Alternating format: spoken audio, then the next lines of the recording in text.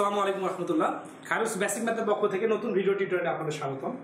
আজকে আমরা রিটেনের খুব গুরুত্বপূর্ণ একটা টপিক নিয়ে আলোচনা করবো, সেটা হচ্ছে সরল সমীকরণ। এটা শুধু রিটেনের টপিক না, আসলে এটা প্রিলিমিনারি টপিক, কিন্তু রিটেনের যত প্রশ্ন আসে অধিকাংশ এই সরল সমীকরণ বা সমীকরণ বিল্ড আপের উপর আসে। এই তো সমীকরণ বিল্ড আপ করাটা খুব একটা ইম্পর্টেন্ট বিষয় গণিতের ক্ষেত্রে, কারণ অনেক বড় বড় প্রশ্ন খুব সহজে সমাধান করতে চাইলে দ্রুত সমীকরণ সাজাতে পারতে হবে। তো সমীকরণ সাজানোর সময় বিভিন্ন ধরনের লজিকের প্রয়োজন হয়। আমরা আজকে কিছু লজিক্যাল বিষয় ক্লিয়ার করব, যাতে সমীকরণ সাজাতে গিয়ে অনেকের সমস্যা না হয়। তো আপনারা সরাসরি প্রশ্ন শুনেন।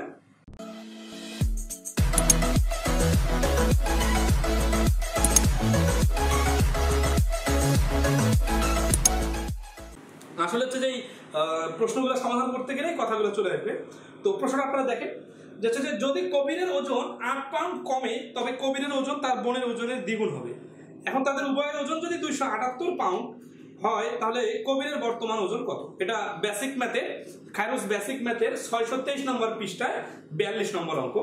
তো এই প্রশ্নটাতে আমরা খুব একটা ইন্টারেস্টিং বিষয় দেখবো, যে বলতেছে যে কবির আর তার বোনের ওজন 278 পাউন্ড। কবিরের ওজনটা যদি 8 পাউন্ড কমে যায়, তাহলে তার ওজনটা তার বোনের ওজনের দ্বিগুণ হয়। এখানে আমরা খুব একটা ইন্টারেস্টিং বিষয় দেখব, যে এই 8 কমালে দ্বিগুণ হয়, তাহলে 8 যদি না কমাই তাহলে কি হবে? দ্বিগুণের থেকে 8 বেশি হবে। তাহলে আমরা যদি কবিরের বোনের ওজনটাকে x ধরি, তাহলে কবিরের ওজনটা হবে 2x + 8। কারণটা কি দেখেন, এখানে যদি আমরা 8 কমাই দিতাম তাহলে 2x আর x হইতো, মানে দ্বিগুণ হইতো। যেহেতু 8 কমাই নাই, তাহলে দ্বিগুণের থেকে 8 বেশি হবে। তাহলে আমরা ধরি কবিরের বোনের ওজন হচ্ছে x, তাহলে কবিরের ওজন হচ্ছে 2x + 8। এই যে এইভাবে সমীকরণটাকে ভাবতে পারাটা খুবই ইম্পর্টেন্ট। তাহলে প্রশ্ন মতে x + 2x + 8 = 278। কারণ কি, যে দুই জনের মোট ওজন তো 278 পাউন্ড। তাহলে 3x = 270, x হচ্ছে 90। তাহলে এই x হচ্ছে কবিরের বোনের ওজন, কিন্তু অ্যানসার তো চাইছে কবিরের বর্তমান ওজন। তাহলে কবিরের বর্তমান ওজন যেহেতু 2x + 8, তাহলে অতএব কবিরের বর্তমান ওজন সমান সমান 2 × 90 + 8 সমান সমান 180 + 8 সমান সমান 188। এই অঙ্কটা এইভাবে করলে খুব সহজে সমাধান করা যায়, বাট 2x + 8 এর বিষয়টা বুঝতে হবে। এখন আসি, এই অঙ্কটা এইভাবে সমাধান না করে প্রশ্নে যেভাবে বলছে সেভাবে করা যায়। কিরকম? ধরি কবিরের ওজন হচ্ছে সমান সমান x, তাহলে তার বোনের ওজন হচ্ছে 278 - x। কারণ যে দুজনের সমষ্টি দেওয়া থাকলে একজন একটা ধরলে আরেকজন একটা মাইনাস করে দিতে হয়। এখন প্রশ্ন মতে কবিরের ওজন যদি 8 কমে, তাহলে x - 8, 8 কমলে যেটা হইল, এই ওজনটা হচ্ছে 278 - x। এই যে কবিরের বোনের ওজনের থেকে এই ওজনটা দ্বিগুণ, মানে এটাই বর্তমান অবস্থায়। তাহলে এই যে আমরা লিখছিলাম x, এটা কবিরের ওজন, আর হচ্ছে কবিরের বোনের ওজন। এখন এই x থেকে 8 বাদ দিলে যেটা হবে, সেটা এই জিনিসটা এইটার থেকে দ্বিগুণ। তার মানে এর সঙ্গে 2 গুণ করা যাবে না। অনেকে যেটা করে এর সঙ্গে আবার 2 গুণ করে দেয়, তাহলে হবে না। সমীকরণে সবসময় এই দাঁড়িপাল্লাটাকে গুরুত্ব দিতে হবে, যে এই দাঁড়িপাল্লা দুই পাশের পাল্লা দুটো ভারী সমান সমান হতে হবে। বর্তমান অবস্থায় এই পাশে 2 গুণ আছে, তাহলে আমরা যদি যে ছোট তার সাথে 2 গুণ করে দেই, তাহলে দুই পাশে ব্যালেন্স হবে। এখন ক্যালকুলেশন করলে x এর মান সরাসরি 188 আসবে, বাট এইখানে বড় বড় সংখ্যার হিসাব করতে একটু সময় লাগবে। আচ্ছা, তাহলে দুই পাশে দুই লজিকটা ক্লিয়ার আছে। এখন আসি, সবসময় যে সমীকরণে সাজাতে হবে এরকম না, লজিক ক্লিয়ার করে করে যদি সমীকরণ শেখা যায়, তাহলে আপনার প্র্যাকটিক্যাল কিছু আইডিয়া ডেভেলপ হবে। এটা কিন্তু এমনি এমনি শেখাই দিলে কেউ হবে না, এটা করতে করতে তৈরি হয়। সেটা হচ্ছে কি, দেখেন এই যে 278 টাকা, আমি বললাম যে 278 টাকা আপনার দুইজন ভাই বোনের মধ্যে এমন ভাবে ভাগ করে দিবেন যাতে একজন আরেকজনের থেকে দ্বিগুণের থেকেও 8 টাকা বেশি পায়, অথবা 8 টাকা একজনের কাছ থেকে বাদ দিয়ে দিলে একজনের টাকা আরেকজনের টাকা দ্বিগুণ হবে। তাহলে খেয়াল করেন তো, এই 278 টাকাকে আমি 3 ভাগ করব, কিন্তু 8 টাকা আমার ঝামেলা করতেছে। এই 8 টাকাকে সরায় রাখে দিলাম, রাখে দিলে কি হচ্ছে, 270 টাকা থাকতেছে। এটাকে এমন ভাবে 2 ভাগ করব যাতে একজন আরেকজনের থেকে দ্বিগুণ হয়।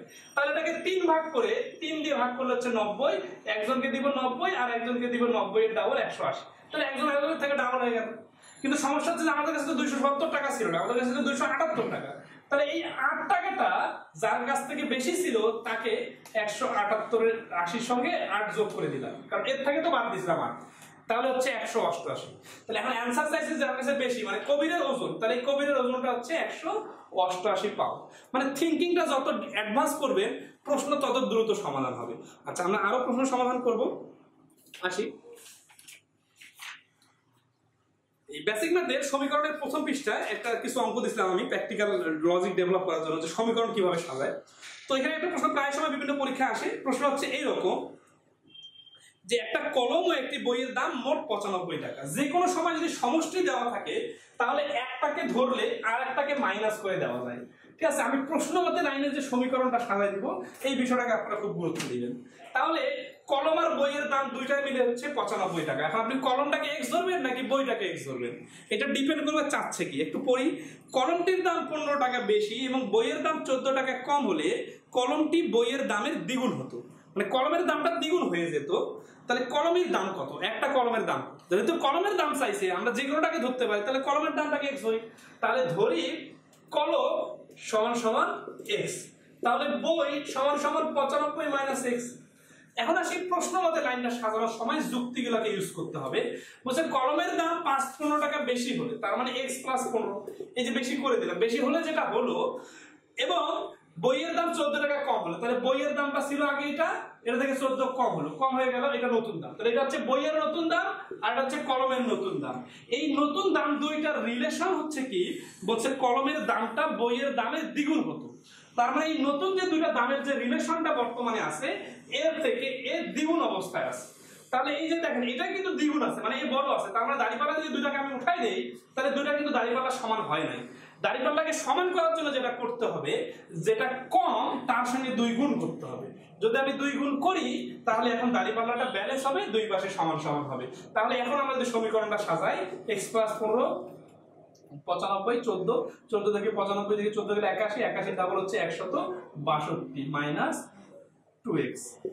এটা যদি আসি 3x ইকুয়াল টু হচ্ছে 147 আর x এর মান হচ্ছে 49। এটা आंसर। আচ্ছা, তো আপনাদের এই সমীকরণটা সাজানোর সময় লজিকগুলো আমি দিব, বিভিন্ন আরো অনেকগুলো প্রশ্ন সমাধান করে দিব। লজিকগুলো খুব সিরিয়াসলি মনে দিবেন, মনোযোগ দিবেন। তো এখানে 49 আসলে এটা आंसर শেষ। কারণ সমীকরণের প্রশ্ন সমাধান করার সময় একটা জিনিস খুবই ইম্পর্টেন্ট, সেটা হচ্ছে যে শুদ্ধি পরীক্ষা করতে হয়। শুদ্ধি পরীক্ষা করলে যেটা লাভ হয় সেটা হচ্ছে যে অপশন দেখে উত্তর বলার অ্যাবিলিটি তৈরি হয়। কিরকম, যে 49 টাকা আসলো, তার মানে কলমের দাম হচ্ছে 49 টাকা, তাহলে বইয়ের দাম কত? বইয়ের দাম হচ্ছে 95 থেকে 49 বাদ দিলে 9 থেকে 6 হাতে করে 1 46 টাকা। এখন আমরা একটু শুদ্ধি পরীক্ষা করি যে অঙ্কটা আমার সঠিক হলো কিনা। খেয়াল করেন 49 টাকার বইটা কলমের দাম 15 টাকা বাড়লে হয়ে যায় 64 টাকা, 46 টাকার বইয়ের দাম 14 টাকা কমলে হয়ে যায় 32 টাকা। দেখেন তো এই বাড়া আর কমার পরে যে নতুন দুইটা দাম হচ্ছে, এই বইয়ের দামের তুলনায় কলমের দাম কিন্তু দ্বিগুণ আছে। যেহেতু প্রশ্নে বলছে দ্বিগুণ হবে, দ্বিগুণ হয়ে গেছে, তাহলে সঠিক আছে। এরকম যখন আপনারা শুদ্ধি পরীক্ষা করবেন তখন অপশন থেকে উত্তর বাইর করার অ্যাবিলিটি তৈরি হবে। বাট একদিন 2 দিন করে পরীক্ষা আগে গেলে হবে না, এটা আগে থেকে করতে হবে। অনেক অঙ্ক করলে বিষয়গুলো ক্লিয়ার হবে। আচ্ছা, তো আমরা আরো কিছু অঙ্ক করি যাতে এই বিষয়গুলো ফুললি কনসেপ্ট ক্লিয়ার হয়। সেটা হচ্ছে যে ক্লাস 7 এর অনুসিদ্ধান্ত একটা প্রশ্ন আছে অনুসিদ্ধান্তের সাথে। প্রশ্ন আপনারা স্ক্রিনে দেখতে পাবেন। প্রশ্নটা হচ্ছে যে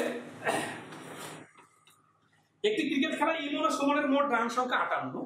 ইমনের রান সংখ্যা সুমনের রান সংখ্যার দ্বিগুণের থেকে 5 রান কম, দ্বিগুণের থেকে 5 রান কম। ওই খেলায় ইমনের রান সংখ্যা কত? তাহলে দেখেন যারটা চাইবে তারটাই ধরতে হবে, বিষয়টা এরকম না। এখানে কিন্তু অনেকের ভুল হয়। সমীকরণ সাজাইতে গেলে যারটা ধরলে সুবিধা হয়। সাপোজ দেখেন দ্বিগুণের থেকে 5 বেশি, তার মানে 2x + 5, দ্বিগুণের থেকে 5 কম, তার মানে 2x - 5। কিন্তু আপনি ছোটটাকে যদি x ধরেন তাহলে বড়টাকে 2x + 5 বা 2x - 5 ধরতে পারবেন। কিন্তু বড়টাকে যদি x ধরেন তাহলে কিন্তু সমীকরণ সাজাইতে পারবে না। এই সমীকরণ সাজাইতে পারার জন্য যেভাবে ধরা দরকার সেইভাবে ধরতে হবে। কারণ কি, একটার উত্তর বাইর হয়ে গেলে অন্যটা অটোমেটিক্যালি বাইর হয়ে যাবে। তাহলে সুমনের দুইজনের রানের মোট হচ্ছে কত? 58। ইমনের রান সংখ্যা সুমনের রান সংখ্যার দ্বিগুণের থেকে 5 কম, তাহলে সুমনটাকে ধরি আমরা x। তাহলে ইমন হচ্ছে 2x - 5, কারণ ইমনের রান হচ্ছে সুমনের রানের দ্বিগুণের থেকে 5 কম। কারণ এই দুটো যদি যোগ করে প্রশ্ন মতে x + 2x - 5 ইকুয়াল টু হচ্ছে 58। তাহলে খেয়াল করেন যে 3x ইকুয়াল টু হচ্ছে 63, x ইকুয়াল টু হচ্ছে 21। এখন x হচ্ছে সুমনের রান। উত্তর চাইছে কি যে ইমনের রান সংখ্যা কত। তাহলে ইমনের রান সংখ্যা যেহেতু চাইছে, তাহলে আমরা ইমনের রান বাই করবো এটা। তাহলে ইমনের রান সংখ্যা সমান সমান 2x - 5 মানে 2 × 21 - 5 42 - 5 সমান সমান 60। এটা आंसर। আচ্ছা, এবার এই যে কথাগুলো লিখলাম, এই কথাগুলোকে মুখে মুখে ভাবা যায়, জাস্ট থিংকিংটাকে ডেভেলপ করতে হবে।